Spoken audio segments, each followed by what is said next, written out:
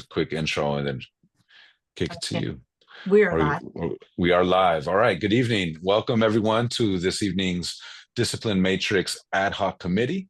We are getting started tonight, 6 o'clock, November 5th, joined by Kathy Leonard, member of the community and the ad hoc, and also Deacon Reginald Lyles, Captain Hubbard. Got that right, Captain, tonight? Yes, sir. That's been pretty consistent. Although I like calling you DC, man, because that's a good ring to it. But we'll see.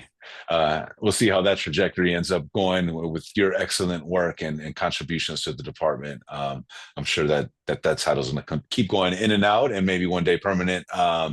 And I would like us to pick up. It's been a couple of weeks since we've last all met. As I was just mentioning to the group, we covered quite a bit of ground. The last couple discussions, looking at it, looks like we covered about 8 separate topics, including, let me see, misuse of sick leave and extended medical leave, workers' compensation and fraud prevention, cultural and systemic concerns, administrative leave and accountability, discipline framework, consumption of intoxicants, and determining impairment and progressive discipline and consistency. Now, I'm sure there was a couple of things that we probably needed to revisit and edits that we had suggested. So we probably could pick up from there and then pick up the next set of them. And we've, in covering that much ground, Captain, how much more are we now looking at? Because I know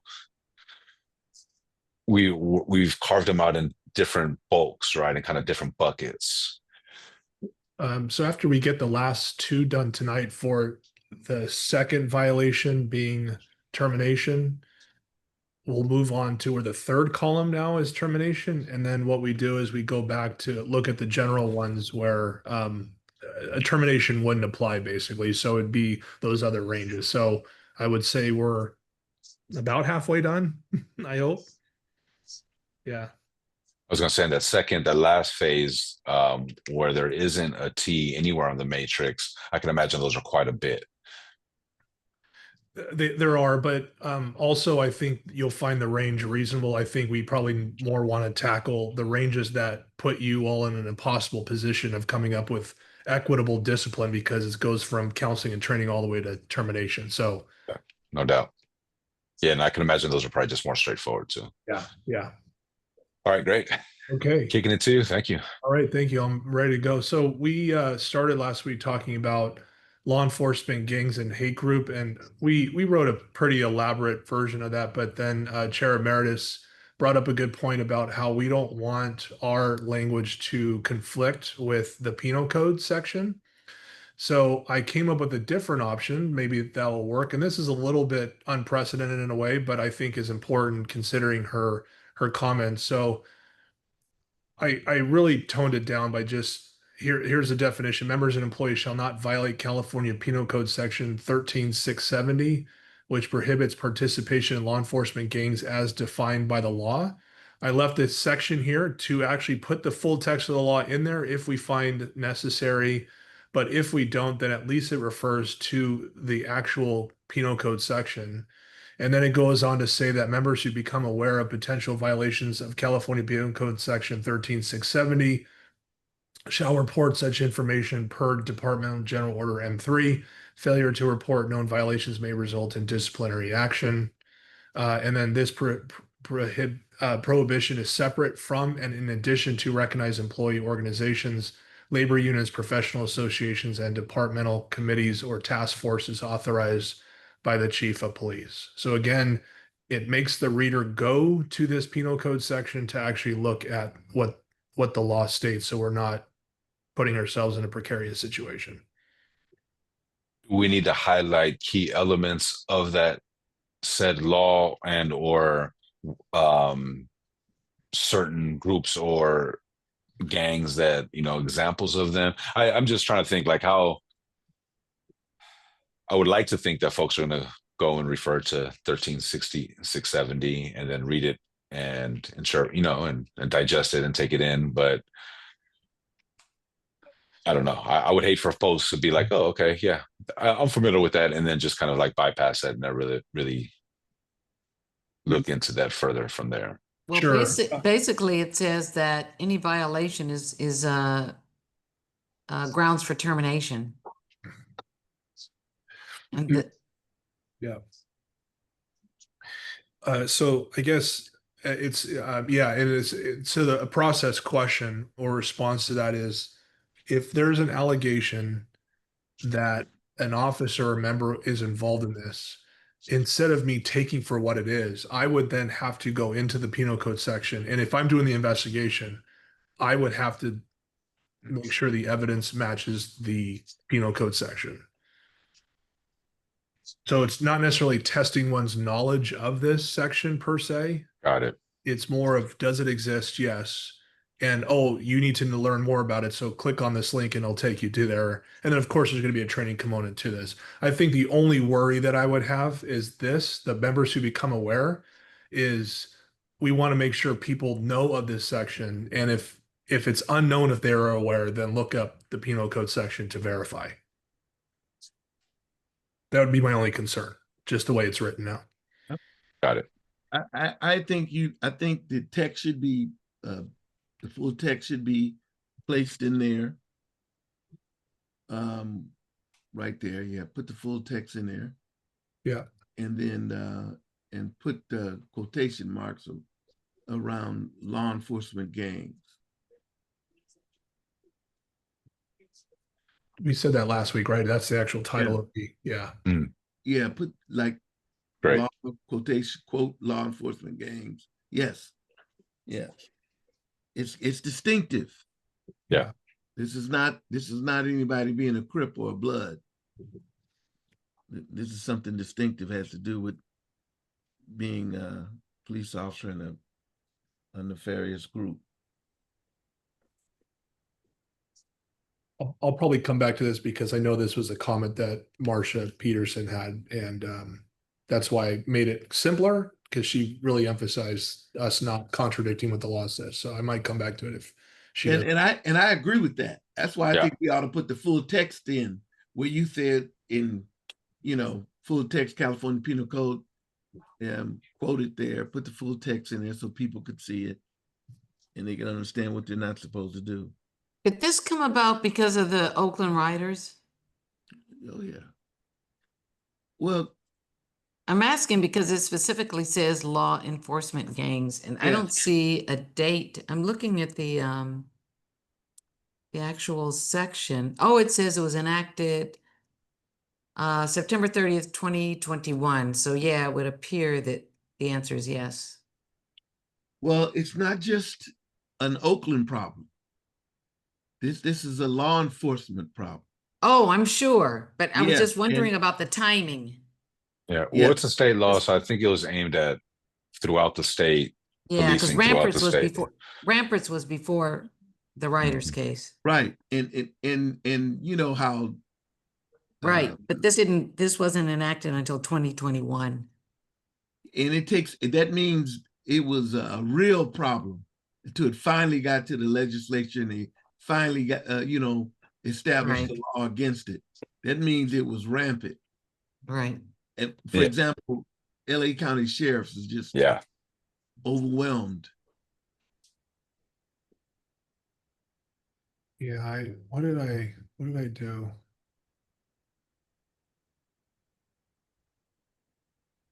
Yeah, so I think I owed you all this, but I was supposed to send out these links. You'll see a lot of stories and cases about, Kathy, to answer your question of why this came to be. It's stories like these. Oh my goodness. Yeah, so Yeah. I think I owed you all an email for that, so I will send that out tonight after the meeting. Thank you. Once it gets to the state legislature, that means it's been, overwhelmingly a problem. Yeah. Shocking. I wasn't even aware. I was really shocked when I read these. No idea. Yeah. I haven't heard of a lot of those. Yeah. Yeah, at last year's NACO conference, they were talking about a lot of the stuff that was coming out of the LA Sheriff's Department, and they're showing like they had somebody that was investigating that, and so they were showing all the different tattoos and gang symbols, all the stuff that they were doing. It's pretty, And they like you said, pretty shocking. They even accused the sheriff of being a member. Oh. Oh. All right. Okay. And I do like those quotation marks. So it makes it clear, like if I'm an officer reading this, it makes it clear that we're not talking about like street gangs and that type of stuff. Right. Or only street gangs. Or all in these, yeah. Yeah. And as a reminder, also part of this legislation was for us to develop a policy, and that has not been done. I tagged our policy and publications unit about it, and I was hoping it would actually come up in a commission meeting. So you know how those things happen. If it comes up as a deliverable, then it could be a nudge for us to work faster on that. So it has to by law have to be a policy, and we do not have one. And this is not a policy. This is, I mean, it is, but it's not as designed by the legislators. It needs to be It needs a standalone policy. Yeah. Right. Good to know.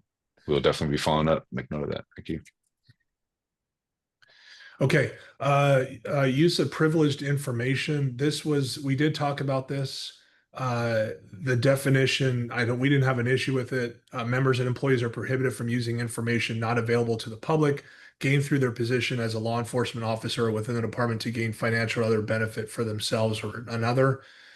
We agreed to keep the discipline range for the first offense to be a 10-day suspension to termination, and the second one to be termination. We did have a discussion on why the first one was, I guess, lenient, but then we came up with scenarios where it might not be, I guess, I wouldn't say victimless, but it won't be necessarily against a specific person who's on the other end. So, for example, an egregious act would be me using my position to gather personal information about you through my police power and then turning around and selling that to creditors, let's say, or for whatever. I mean, that would be, I think, a straight termination type case based on the aggravating factor.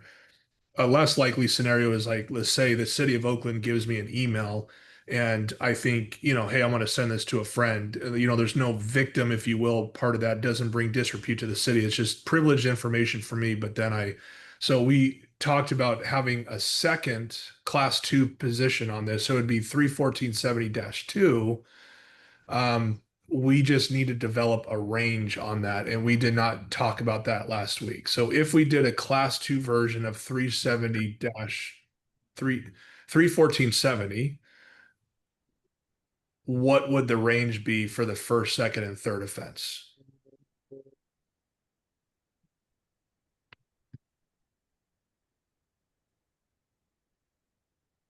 So it'd be first offense, second offense, third offense. Maybe that's unfair for me to put that on you tonight, but again, we do have to address it if we are going to have a class 2 version. Yeah. So last time we talked about the class 1 version. Yes. Well, there is a class 1 version. I don't know why I thought we talked about both. Okay. We did, but we didn't come up with the range. So we agreed to make a class 2 version of it also. So it'd be both, just to give us a little bit more range. The first one being the most serious, the second one being less serious based on the circumstances and evidence. But we would have to then have a range to it. So I'll get us started here. Do you ever think a situation based on this definition that counseling and training would be the lowest point, or do you think it should be slightly higher? For a class 2. Yeah.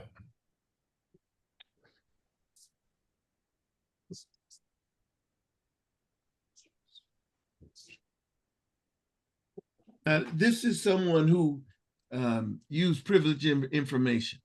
That's right.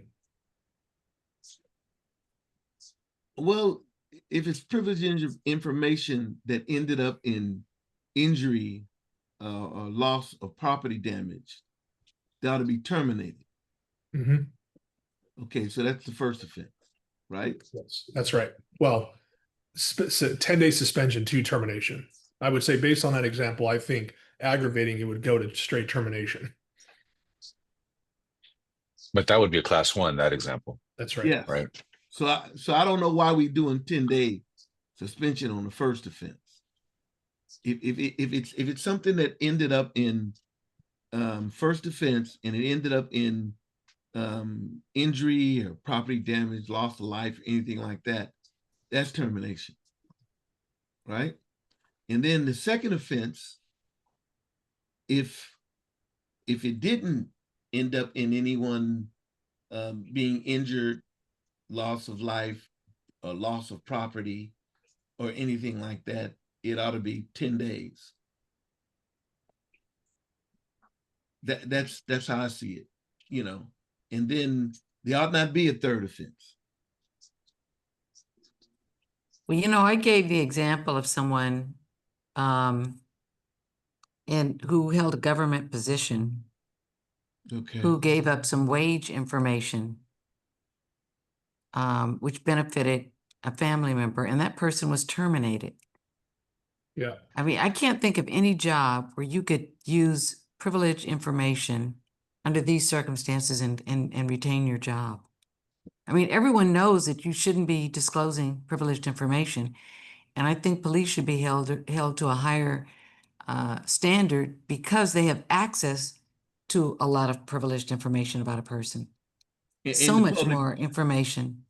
And the public trust is at risk. And so I agree with you. So I don't know why we have to have a second. What's the argument that we have to have a second class? Yeah, what's an example of a class 2 that wouldn't be that serious to be classified under class 1? Today, the city administrator put out like new appointees for the city of Oakland. Like, hey, this person's taking over budgeting. Okay, and probably a once a week email I get from the city administrator that just gives general announcements for the city of Oakland. One can argue that that's privileged information because he didn't send it to the media. He didn't send it to a statewide email or spam email, whatever. It came to employees only. So what if I forward that to a friend of mine and say, hey, I just want to give you news about the city of Oakland? One can argue that's privileged information, but then at the same time, it's like, is there really a harm there of me sending just general news about the city of Oakland to a friend? But that's information also that is going to become public, correct? Maybe, maybe not. It doesn't articulate in the announcement, nor does it say do not disseminate. It just came to me. Well, then it's public. Then it's public. I mean, if it came to you, but it didn't say don't disseminate this is confidential information, or stamped on it confidential, then we have to assume that it's public information. Yeah, that's a great point too. I mean, it goes to just general city policy, right? In terms of city information, how that's shared. I mean, I'm just trying to think in that scenario, right? You just nefariously was like, hey, look, a good friend, mutual friend got appointed. And then that person calls that person, hey, congratulations. And like, how'd you find out? Oh, Captain Hubbard sent it to me, right? That person, would that person have grounds? Is there city policy or other things to file in a complaint against? I would argue Hubbard, if it didn't say confidential. If it didn't say, yeah. If it's not confidential, it's public. And if you disseminate something to the department that I don't know how many employees you got there, 1,000, that's got to be public. I mean, it just says not available to the public. So if the public can't get access to it, one can argue that it's not available to the public. Therefore, this would apply. I think somebody could argue that, but I think it's a specious argument. I mean, you could say, well, it's not available to the public. Well, then state don't disseminate it to the public. Then state that it's confidential. If you didn't state that it was confidential, what's the harm? Where's the law that was violated? I guess the presumption, I'm just thinking here, is that when you're employed by someone, you shouldn't be sharing any information that comes across your desk. I don't understand why you would be sharing any information, period. Well, there is a distinction between things that are private and confidential and things that are not. And when something is confidential, they usually have a big red letters, confidential. Sometimes, but suppose you get an email from a fellow member or a superior, and it doesn't say don't disseminate, but common sense would tell you you should not disseminate it. Yes, but I don't know that may have been. I don't think that's punishable. I don't think that's something you punish somebody about it because it's too nebulous. I got freedom of speech. If this is supposed to be confidential because of some investigatory issue or something like that, I don't know. I'm having trouble with this one. well, okay. Well, hold on. Let me finish now. The government says that that information that all police officers deal with is the public has access to it, and then it carves out information that is confidential, ongoing informations, investigations, anybody working undercover. And all this is established in the government code. It's 625 something of the government code. I used to know all this stuff on the top of my head. But if so, anybody can petition the city of Oakland. I can go to the counter and say and ask what happened at 825 56th Street 2 nights ago. And if it's not an ongoing investigation, we have a Freedom of Information Act that we have to disclose it. So we're supposed to err on the side of being transparent, not keeping secrets. And things that we ought to keep secrets about, we have to detail it and state that this is confidential. And it's got to be under the purview of the government code. So my argument is if somebody sends you an email and it says blah blah blah blah blah blah blah, and they don't mean that it's confidential, they don't state that it's confidential, it's not an ongoing investigation, it has nothing to do with any kind of clandestine undercover operations, hey, it's not confidential and it's not a violation of the law. Let me tell you this. If I had a business, and I have before, and my employee was sending out, if there were emails or whatever went on in our office, and I realized that that's a private situation, if they were disseminating that information, that would be great. I'd terminate them. I can't trust that person. And you have a right to do that. But I think also, I know, but what my point is, if I just don't, I don't think that any of this information ought to be disseminated. If someone wants to know the information, they can do a public records request.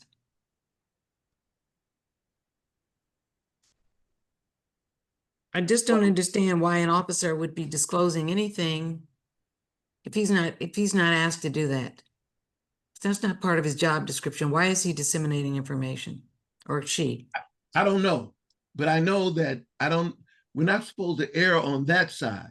We're supposed to make sure that the things that are kept secret are kept secret. Otherwise, everything else is open to the public under the Public Information Act. We're not. Right, so you do a request for the information. You don't just take it upon yourself to just start disseminating information. Well, again, that's a behavior. If you arrest someone, that's public information. If there's a crime has been committed, we have to write a report. All that has to be documented, not for secrecy, for the public to know. So we're not supposed to err on the side of keeping things secret from the public. So if Captain Johnson sends Officer Lyles an email, and the email says blah blah blah blah blah blah blah blah blah, I don't have to assume that that's confidential information. If it's not an ongoing investigation, if it doesn't deal with any clandestine operation at all, that's public information. So if I was to tell somebody about that, you know, while that may not be professional, some people may think it's not professional, you can't hold me accountable as breaking the law or taking my property right from me, which is my job. But I think what the differentiation. We're not gonna, yeah. And Go hello. ahead, Marcia, I'm sorry. Hi, Marcia. Hi, I'm joining. You know, you guys, I don't get off until 6 from my playground hustle. I think the differentiation here is that if it is or isn't public information, there's a process for determining it under the public record. What is it? Public Records Act. Yeah, you file a request. You file a request because what may seem to be okay and not public to one officer might be different for another. And so that's why those determinations are made in that place where Public Records Act requests are processed. And that's my point. You That's go the through difference. you go through the proper channels. It's not your job to be disseminating information. And if you do that, that's a violation. No, it's not. Just because it doesn't say don't disseminate doesn't mean that you can disseminate it. You can disseminate it. If you're an officer and you're working a beat and there's something that goes down in the neighborhood, or and we're worrying about a crime or a potential crime or whatever, OPD sends officers out to neighborhoods to discuss these things.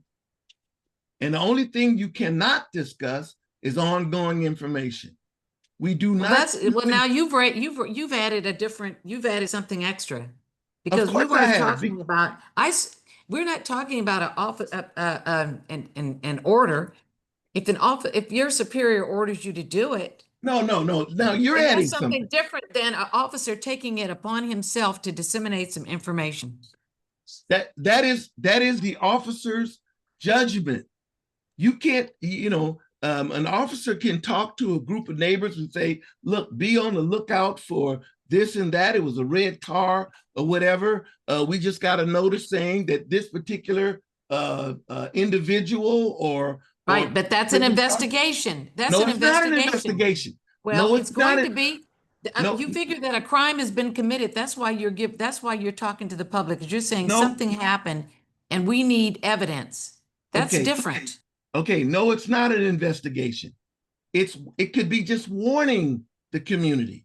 It could be just talking about something to be on the alert about. That's not an investigation. An investigation is when there's probable cause that a crime has been committed and we're getting a case number and we're starting an investigation. That should be written down in a document in the paper, to be filed away, to be added to, and et cetera.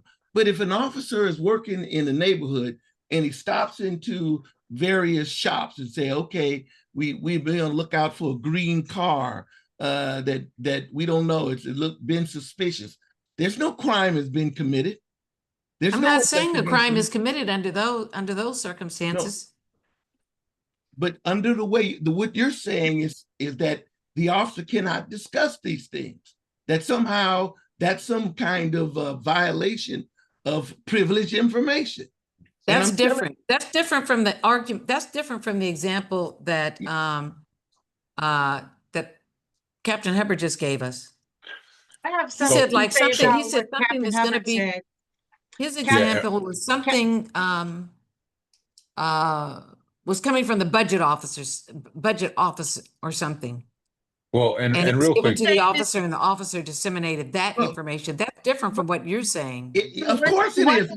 What if the city sent an announcement out and there was an emergency situation, earthquake or something like that, and it's in a particular area, or the fire was happening, right? And they were saying, hey guys, there's a fire someplace and it just goes to employees, but the police officer knows that his wife lives in that area, and he sends the email to her saying, hey, I just got this. I want you to be on the lookout. This is going on. That's something that has nothing to do with really police work, but it could be something that somebody might not think is a big deal to send to somebody that they got as information that came in through their job. What about that kind of situation? Well, you'd be crazy not to warn your family. There's such an enormous amount of situation or potential situations that we could write a policy to govern that. What we do is write a policy governing what is to be confidential. We can write policy with that and laws to that, and it's already been done. So real quick, everyone, great discussion. I want to catch Chair Meredith Peterson up on this discussion. The reason why we're talking about and trying to find examples of privileged information that wouldn't be a class 1, right? We're trying to think of examples that would actually be a class 2 of this example right here, because we previously discussed if there's a violation of privileged information that includes injury, loss of life, property, right? Then on the first offense, that's termination flat out, right? But in a potential class 2 consideration, the question was, well, what are some examples of sharing privileged information that wouldn't be a class 1, right? And that's why we got into this discussion and are going back and forth around, like, defining and trying to explore an example. And then the example that Captain Hubbard gave led to this. So I think, and thank you, Chief of Staff, for also providing another example or scenario. And I'm just wondering, is it that common that we need a class 2? Or I don't see why we would even have a class 2. If somebody is leaking information, they're violating privileged information, and that means they've taken something off of where, like off of CLEPS, California Law Enforcement Telesystem, or something like that, and he's sharing that information and or someone's address or anything like that. All of that is privileged and cannot be shared, and there are laws prohibiting the sharing of those things. But just having a huge area where you say, anything that some email that you get from anybody, if it does not say confidential, you should not share it, because it could be argued that you're sharing public information. I actually think is ridiculous, because we're overwhelmed with information in law enforcement, and we're asked to share it with the citizens. So in this environment that we find ourselves in with ICE, if there was a notice given to the police department that ICE is in the area or coming to the area and will land at 11 o'clock, however they come in, can you share that? I would say no. It depends on how the information came in, but I argue that's privileged information that you're prohibited from sharing. And they better say confidential on it. Well, then why don't you put in the word confidential? Members and employees are prohibited. That's what I was arguing. Confidential information that is not available.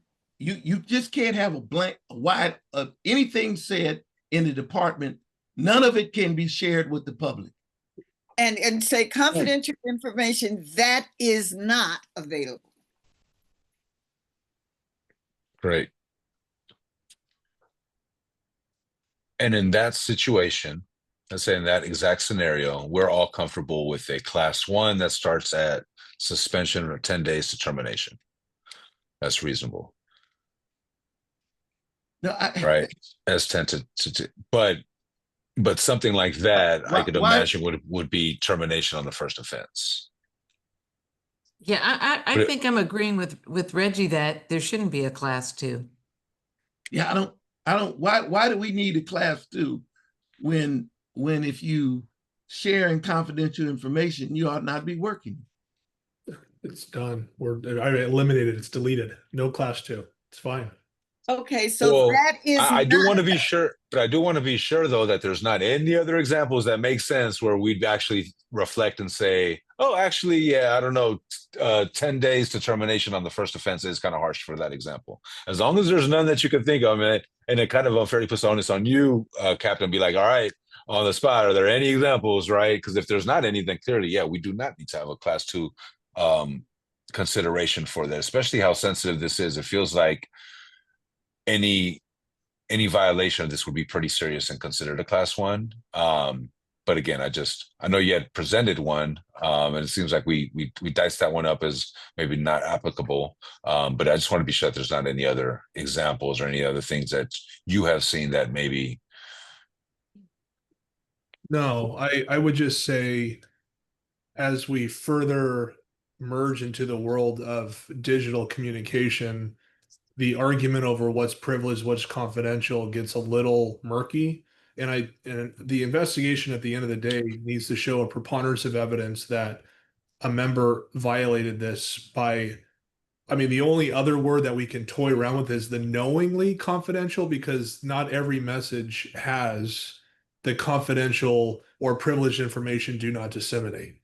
So so is there a way to say known or should have known is confidential? Oh, yeah, I like that. Well, That's true, because I am looking at I just randomly popped up an email and I'm looking at one of these N4.1 notifications and it doesn't say confidential on it, but common sense says I better not share that thing, right? Exactly. And so, exactly. Yeah, that's a great point. Government Code Right. 6254 has to be cited in this, because that's the government code that talks about what can be kept private and what cannot be kept private. And it's 6254. Sorry, that's it. 62. Okay. Oh, 6254. And I would Okay. again warn us against trying to write this stuff. And that's why it's good, Reggie, that you gave us this government code, because when we start trying to develop a rule that we're thinking makes sense, but we're forgetting the nuances that are present in the actual language of the government code, a smart enough lawyer is going to say, but you didn't say that this was that. So we should be citing the actual government code at issue. And are we going to put in the members and employees are prohibited from using information that something about reasonably known or should have known needs to be put in there. I like the way you had said it. And as we're more clearly defining this, it feels more clear that anything outside, like that anything within this realm right here is definitely class 1, right? Like there's not an example that I could think of now, especially as we more clearly define this, that you could say, oh no, that's a class 2, right? I mean, this is pretty serious stuff. Well, I am trying to think about maybe negligence, like can somebody prove that they accidentally pressed send? They did, I don't know. I'm just trying to think of accidental stuff. But again, I mean, I think this one is pretty straightforward in terms of this privileged information. And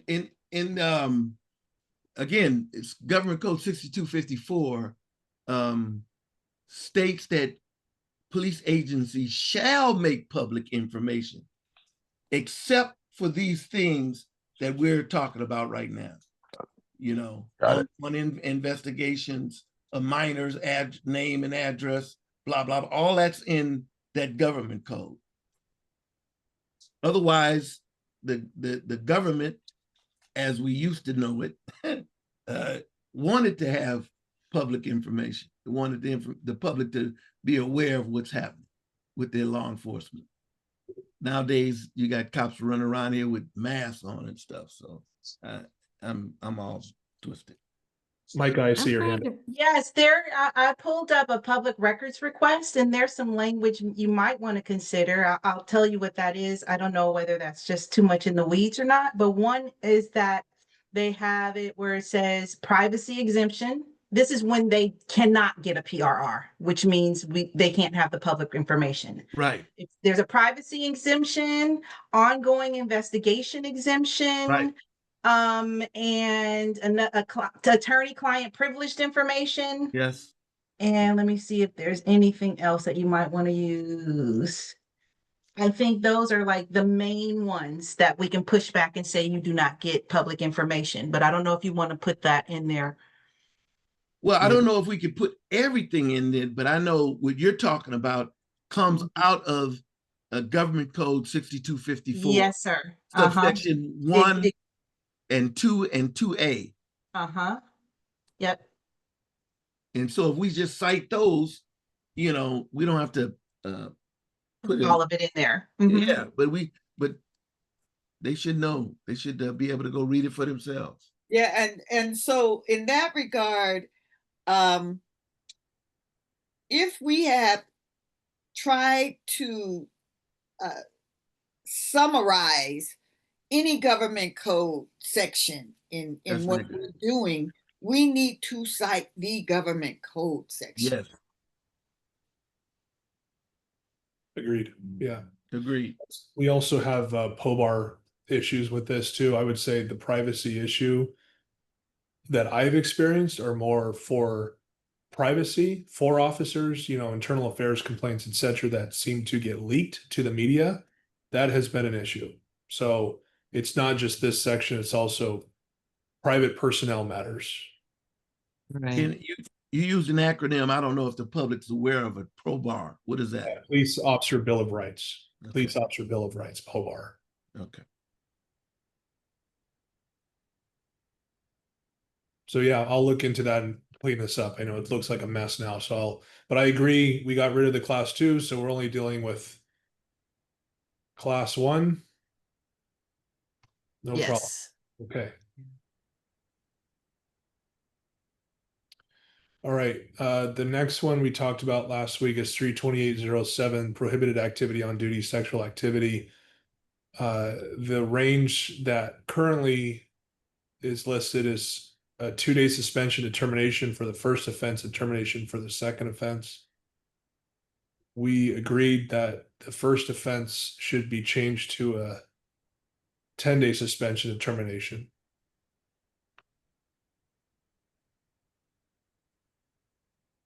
Any questions on that?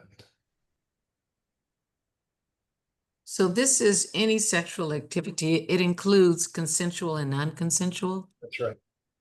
Well, I mean, the non-consensual is a different story because I would argue, yes, this section does apply, but non-consensual would be a crime or a felony. So That would be, yeah, that would be probably termination. Oh, for sure. And criminal Yes. charges too. That's why I was trying to make the distinction. So is there another section that deals with non-consensual? It would be considered obedience to laws. And it would be 314.42 right here. Obedience to laws, felony, serious misdemeanor. Okay. Obviously, the example we just described would definitely be termination because, yeah, so. Right. Okay. Yeah, that looks like it covers it. Yeah.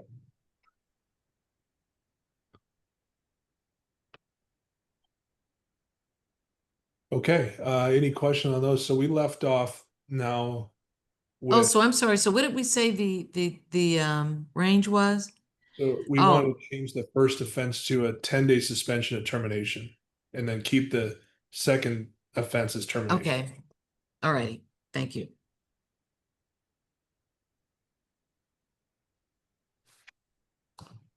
Okay, we then left off with the final two where the second offense is termination with 35689.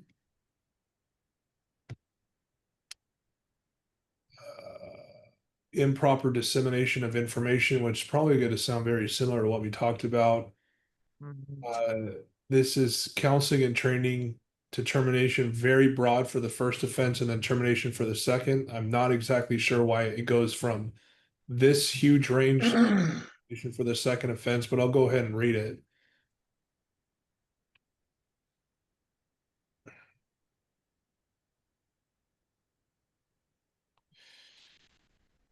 And then we also adjusted this many months ago, but it says members and employees shall not disseminate information obtained from the department city computer without proper authorization from a commander. Request to share or distribute information from department city computer systems must be submitted to a commander for approval. Authorization shall be provided in email from the commander before any such information is disseminated.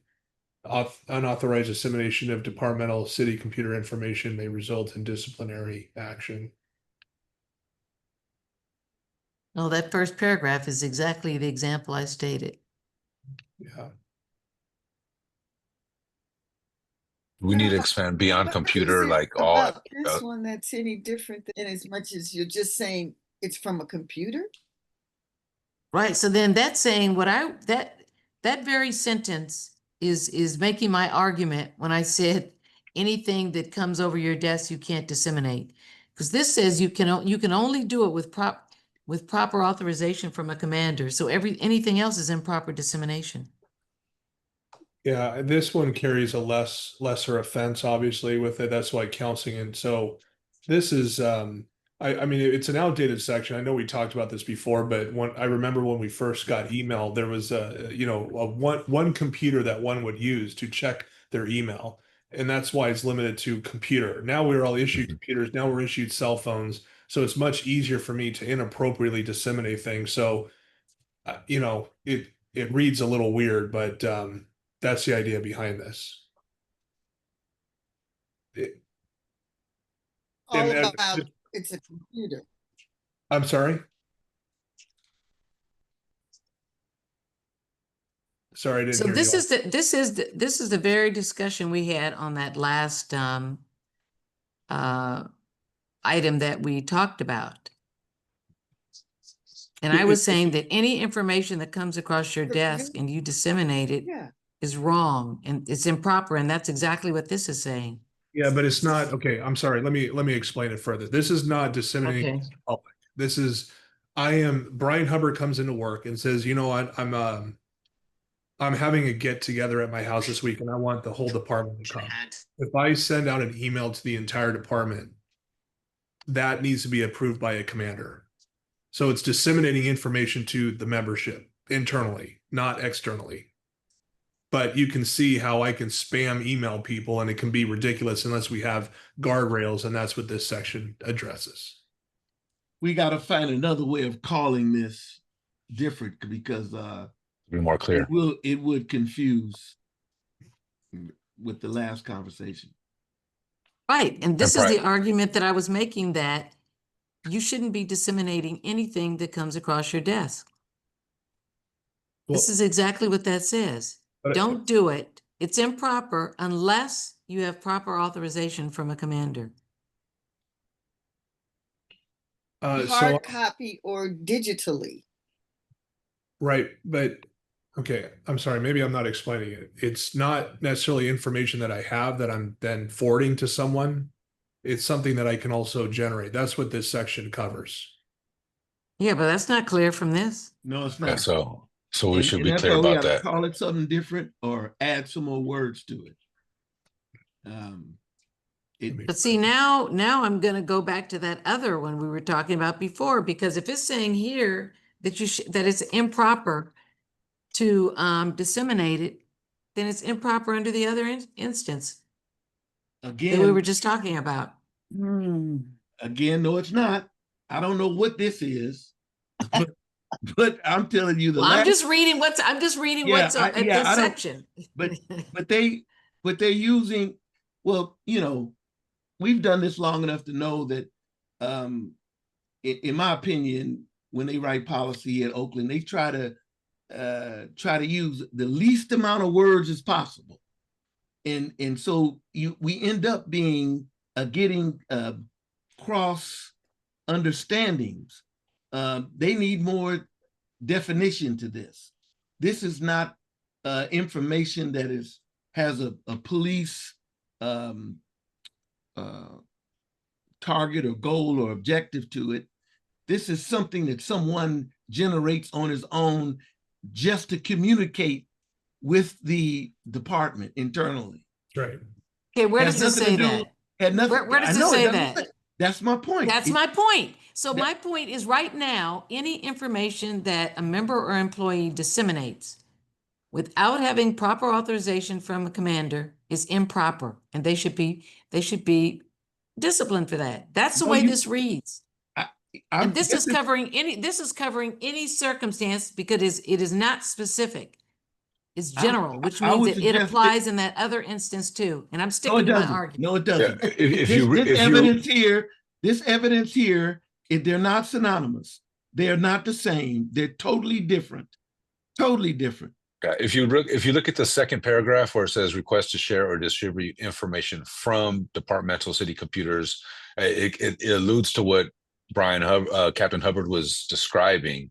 So if it's not clear, we need to clearly describe that so it makes a distinction between these two examples. And I think that's what the goal is here. So if it's not clear and it sounds like the same as the other one, then we need to clean the language up here so it is clear and there's a clear distinction between the other one. And the other one is sharing that privileged information, where this one is using the department computer systems in an unauthorized way without specific approval first. Using the departmental computer for personal dissemination of information requires a authorization from a commander. Wow. Yeah, we got to reword it. Make it it's clear. confusing. It's not clear. No, And Captain, even in the first paragraph where it says information obtained from a department city computer, that makes it sound like the previous one that we were talking about, and less the example of that second paragraph. But the issue is disseminating information. Why is it so critical that we differentiate between a computer or something else? Because they're trying to cut down spam, and the computer system is not supposed to be used for you to announce, your daughter's 5th birthday party, and if you're out in. Well, then why doesn't it just say don't?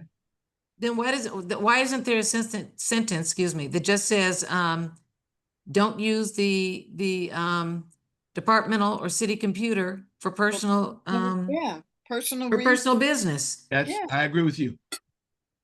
Again, that makes it very clear. Again, I think this the culture of the department to say use the least amount of words as possible. And then but they shouldn't make it. Yeah, but we're having this discussion now because they didn't use enough words, or they didn't use the right words. Exactly. So they need to make it. We need to make it clear. Yeah. The department electronic system is not supposed to be used for gossip and chit chat and all of that. For personal business. And personal announcements. It's also work-related announcements that can just be overwhelming to the email system. So, I don't want it to be isolated just for personal. Mm. Well, it could be personal and other, right? How would you say it then? Non-essential work-related matters. I mean, it's like I don't want to discount it because some people are doing good community events, and so they'll want to send out saying, "Hey, I'm a community resource officer. I'm holding a community event at this date." Right. They want to send it to the entire department, which is about 1,000 people. That, according to this and our policy, requires commander approval. It's for a good reason. Nothing. Yeah, and that sounds like that's part of their job, right? I totally agree with that. If they're the community resource officer, that's their job. Yeah, And but then- there needs to be guardrails, and that's why Yeah. we have this section, because it Right. gets This was similar to the discussion we had about posting stuff in like common spaces on like resource boards and things like that. You need authorization before you could just say start Right. blasting stuff on the wall. So this is about information that's not job related? It could be though. it can be, and there are. It's there's a lot of good things that people are doing, and they want to put it out via email. There's nothing wrong with that ethically.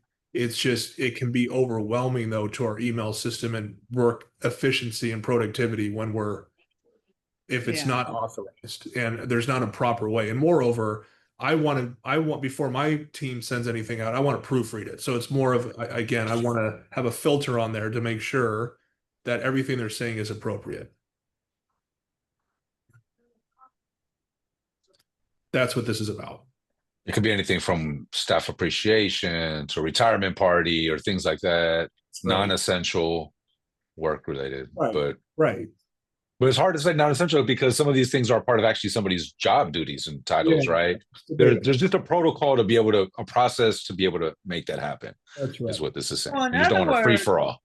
You're trying So to in avoid a other free for all. words, you see something on the computer at work and you can't send that out without authorization. Is that what this is all about? It's Don't me. get anything off our computer and send it outside the department without authorization.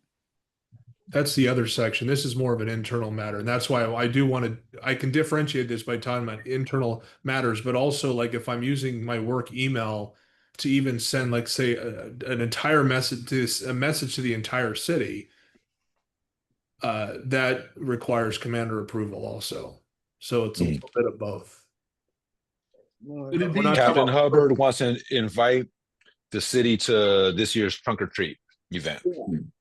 Exactly. That's, You got it. yeah. And You don't want your staff officers just on their own firing off those emails to city folks without a check and Right. balance, without a supervisor seeing that. I It's, got it's it. pretty straightforward. you We just see- need to clear up the language so it reads that That's more right. clearly. I got it. So we don't have to dissect this now. I can fix it in our time off and then we can come back and address, but just to give you context of what this is. I can't think of a time where anything inappropriate has been sent to everyone. But I will say there's plenty of times where unnecessary emails have come through, and we just call it affects the overall efficiency of this department. There's an opportunity cost there where me paying attention to this is taking away from me doing something to better the community. So that's the idea behind this. Yeah.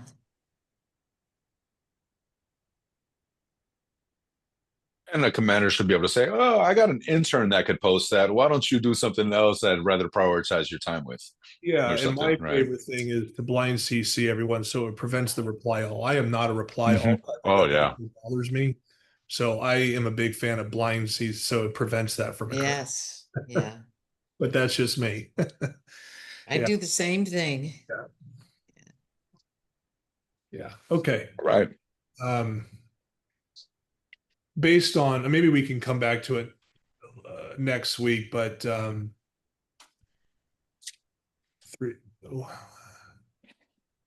the range here is counseling and training determination. It just doesn't feel right to me because I'm going to assume that the termination has to do with, again, disseminating very confidential information, which then falls into a different category. So if it's just straight, you want to advertise a community event and you didn't get commander authorization, I find it hard to believe that the second offense for that you would be terminated. So I think we can come back to that once we get the definition locked down. Sounds good.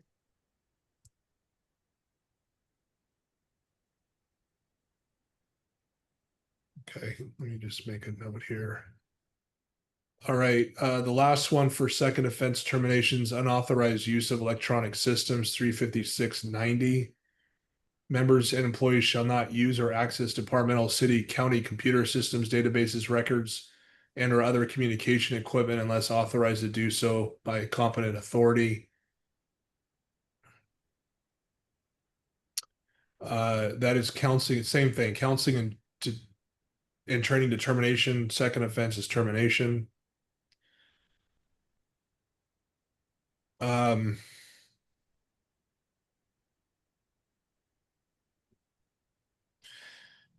The obvious one here is CLETS, which is the criminal database that carries misdemeanor charges also and highly regulated by the Department of Justice.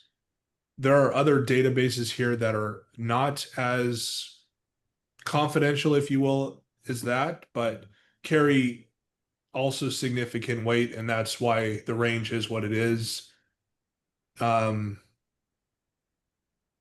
I can't think of What other databases? I just thought when they passed that law against CLETS, they covered everything. NCIC, CLETS. What other databases are you talking about? we have internal databases, like we call it Vision, which has very confidential personnel information, include complaints and other things like Okay. that. So we can restrict access, but let's just say someone obtained my username and password by whatever Right. for whatever reason, and that intentional act of doing that would be serious. There's other databases that are held within that we have created in our investigations division. They have how they track, like LRMS, like our report management system, things like that. The good news is that a lot of these databases have auditing power, so it's not hard to figure out who Who's on and why. did they put a police report number attached to their inquiry and all of that? So why do they need a second shot at that, a second bite of the apple on something like that? If somebody's been warned about doing that the first time, right? And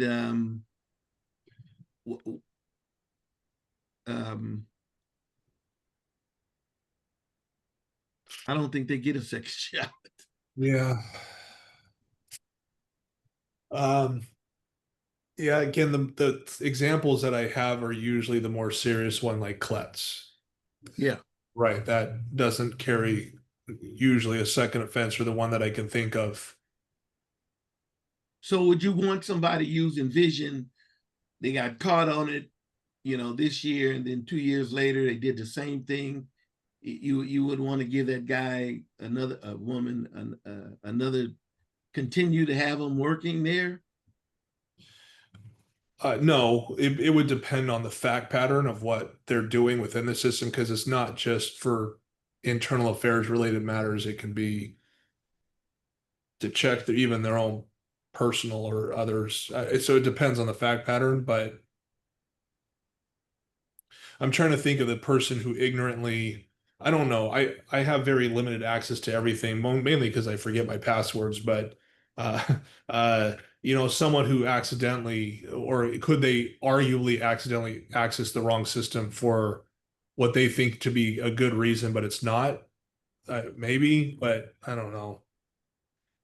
I just don't see it often.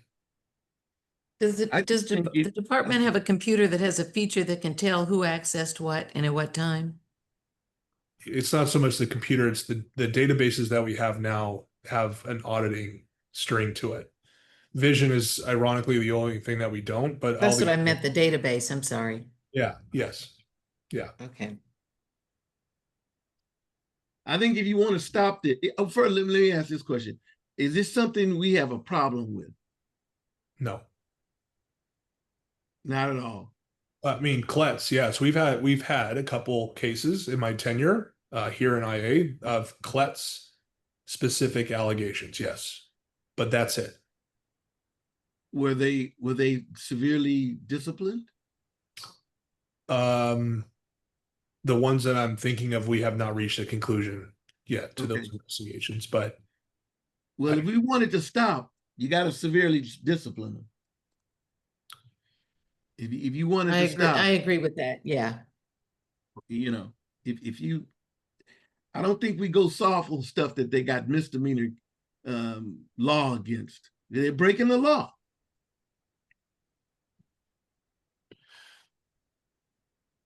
Okay, so it used to be a very, in my tenure, there used to be a very common thing.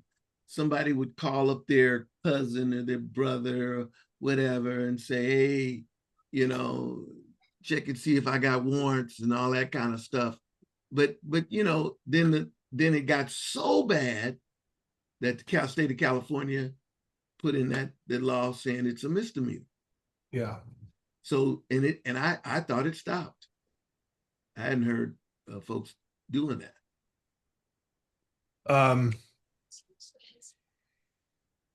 Yeah, it's not. I would say because the system is much better to one password management and also just the auditing power. And I think the auditing power is what deters people more than the discipline to know that they can. How can then we don't need a second shot at this. A second, you know, don't do it. And they ought to learn that in the academy. Don't do it. They ought to learn it in the FTO program. Do not do it. I don't care if your mother calls you up and asks about does she have a warrant for arrest or a citation or parking ticket. Mom, I can't talk about that with you. That's how it has to be. And that's how it stops. So here it lists the second offense is termination. So are we saying that we want to change the first offense? Yes. I mean, well, unless you can tell me that if a potential officer candidate who's been hired, been to academy, and through the FTO program, they have been instructed about this, correct? That's part of your curriculum. Yes. It is. Yes. And they emphasize, look, you could lose your job for sharing this information. This is breaking the law. If you break the law, we're gonna let you go. Yeah. We're not gonna let you break the law and stay here. That's right. That's how we got writers come out at night. This is how we do cultural change. So if they're saying that, then they only get one bite at the apple. That's my opinion. You guys may think differently. I agree with you, Reggie, on that. Okay, so we're saying then the first offense is straight termination, no range. I just can't think of a range. What were you doing? Well, it was.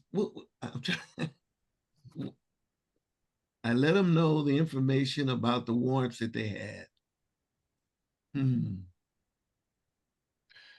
I mean, this is the use of even the system. Let's say the scenario of my mother, let's say, saying that, but I never disseminate anything to her. I just check. So this is the mere checking on behalf of her, and I do nothing with it. It's termination. That's what we're saying. Well, I mean, what are you in there for in the first place? If you're not going to share it with her, then why are you in there? Don't risk it. Agreed. I'm just playing devil's advocate here. It's the argument's going to be, well, my client never disseminated it. Okay. And I can't prove the client did it or not, but I know they had no business going in to collect, asking for their mother's DMV record. They're supposed to go down to DMV and do that. Pay the money. Are there other electronic systems that aren't as serious as the CLET system? And I would say, yeah. So another option for us is to create a CLET specific violation, which would be termination. And then we have, I would say, the other databases, let's say, are not, everything's confidential, but they don't carry the same weight as CLETs because that can ruin someone's life in many respects, where we could develop a range. I don't have a lot of examples of this because I haven't experienced it. I just think that if there's no good motive for going into these databases, other than you're trying to find out something that you shouldn't be trying to find out. Exactly. It's a state of mind. And you're damaging the trust. Yeah, like, well, I didn't know what would be the excuse? I didn't know I couldn't, or this, well, I didn't tell anybody, but is that because we caught you, or why go in if you can't, if you know you can't share it, or you shouldn't Right. share it? So should I believe you now, or believe that the fact that you didn't do it, or believe that you didn't disseminate it? I don't know what to believe. I guess when I'm thinking about just like, well, the discussion we just had about dissemination of unauthorized or of confidential information, that we landed on 10 days to termination on the first offense, right? That's right. And so baseline, I'm thinking like definitely can't start at just counseling, right? I mean, it seems like that's just as serious as this other one. If this one starts at 10 days, actually the last couple ones we were looking at started at 10 days, look like.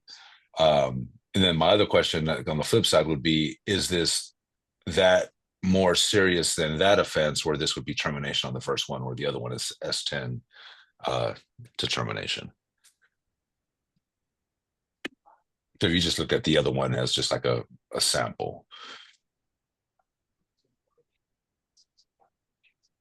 Yeah, so this is the use of privileged information. Looks like that.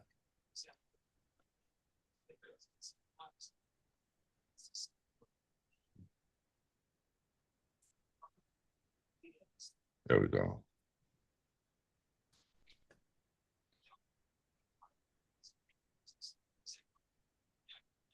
I'm just kind of posing that question to the group.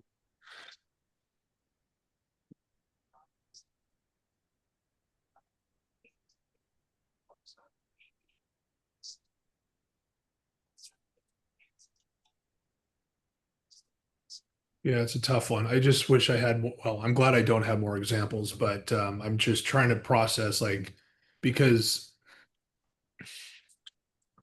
And I don't know the answer either. And I guess I'm just posing the question. Like if you have these violations that seem like they're equally as serious in a way, right? Like I don't see one being one that's clearly like termination, and there must have been some thinking to have it start at counseling in the first place.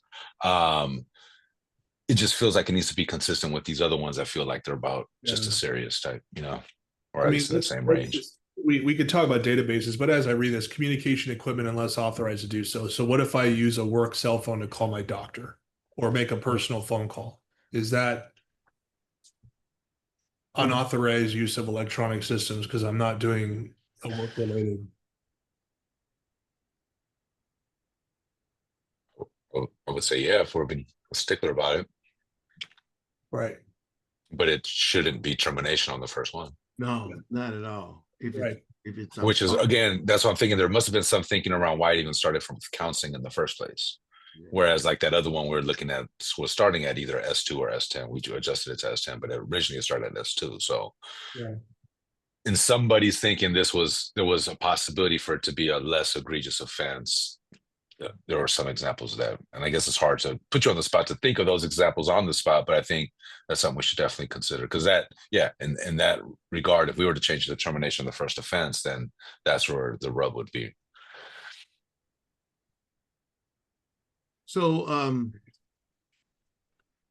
well, What about like walkie-talkies? we're talking about phone usage. It can. Electronic systems. Communication equipment. Yeah. So you guys got a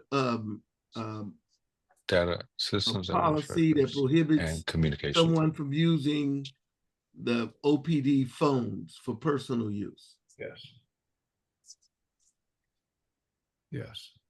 But yet there's no prohibition against using their personal phone for these type of non-departmental communications.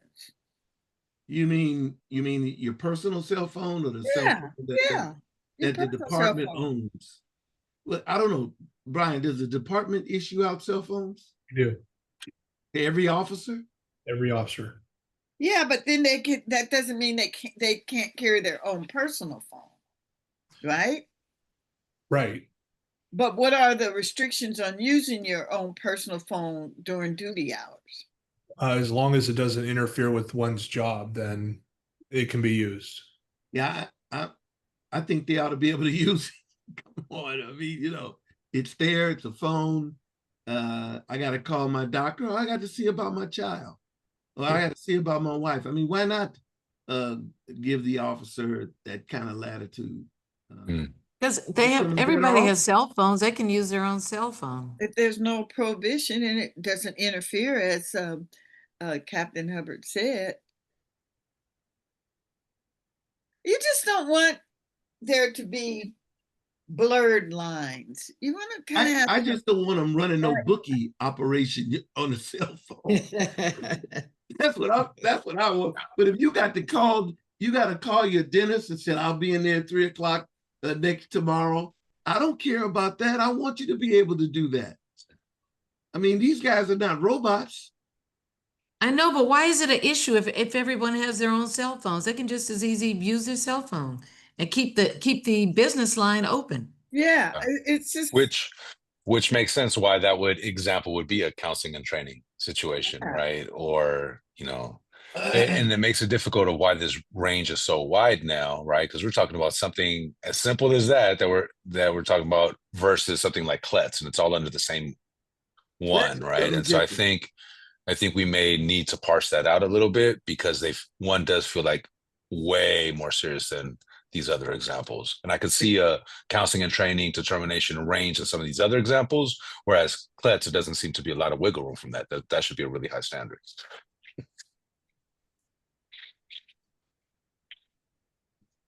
But as it reads, that's all under one right now, right? Because it's access to department computer systems, database records, and communications equipment. Can an officer, while on duty, drive the police car over and set up an appointment for his child's dentist? Can officer you do that in the police car? Technically, no. Yeah, that's a no-no. That's the same as driving up to Wendy's. And it's not you do that. You do that on your own time, like the rest of us do. Yeah. I mean, officers are allowed to, on duty, take their car to get something to eat. That's fine, but yeah. I mean, someone told me these types of questions, like, you know, when you see it type things, like, we're not talking about the very small issues like calling your doctor, or if just checking in on your family using your work phone. It's you're running a bookie or illegal gambling enterprise with using your work phone. I think, I mean, obviously that's what this section is for, but it's tough. Again, I don't have examples for this except for the egregious CLETS. And mind you that if it were indeed a CLETS violation or allegation, this would not be the only section that would be used. It's obedience to laws. So these charges stack against individuals. Yeah. So even if we're caught stuck on the range by saying, well, it should be turned, to understand that there are other aggravating factors that would be similar manual of rules sections that would apply. Yeah, I was just thinking of something with respect to the phones. If the OPD phone is charged for long distance calls, that might be a problem. I know my cell phone, I'm not charged for long distance calls. It's just a flat fee. Right. But if the government issue phone is, then you're improperly using government resources, and you should be using your own phone. You know, there's officers that live in Humboldt County and live, you know, way outside of the jurisdiction of the Bay Area, and they should be using their own personal phones. Particularly if OPD would, or if the city would incur a cost. Yeah.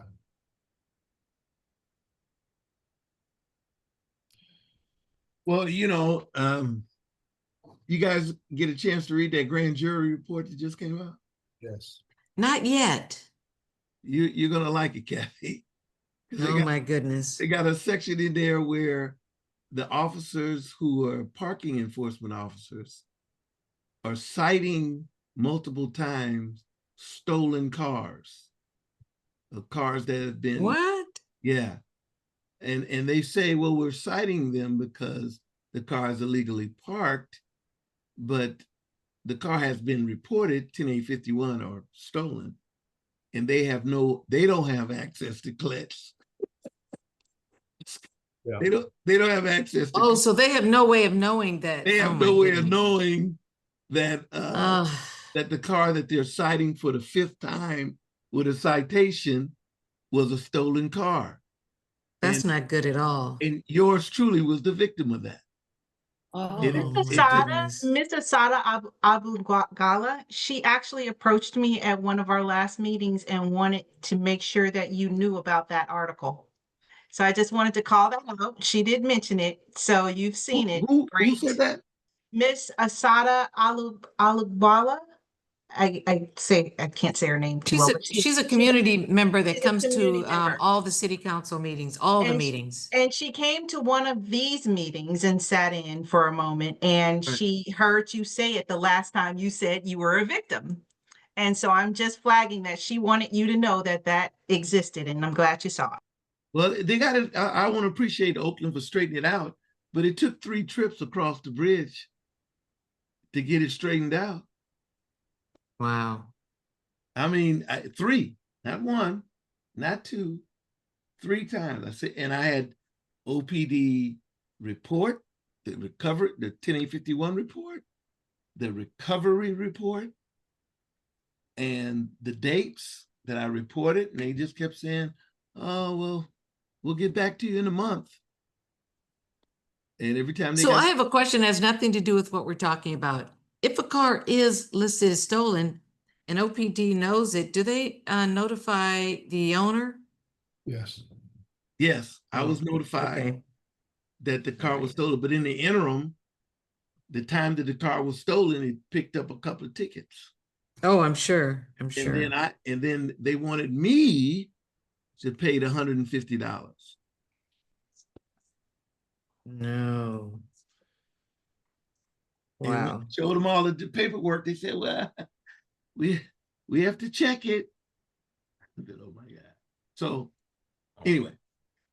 Well, as we wrap this up, it looks like there may be some TBDs on some of these discussions, and you're going to go back and try to reword some of this.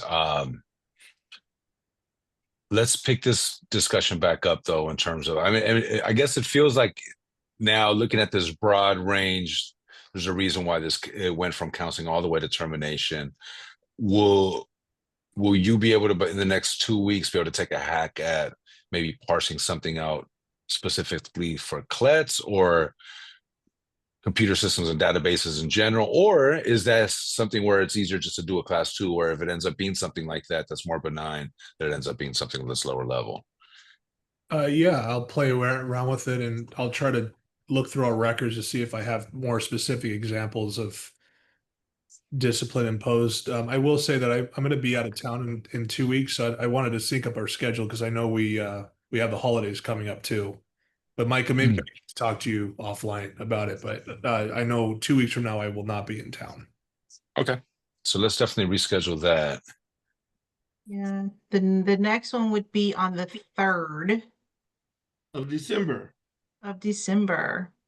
And then we should probably talk about it. That's the 3rd of December, and then the other one would be on the 17th. Do you guys still want to have the 17th as well?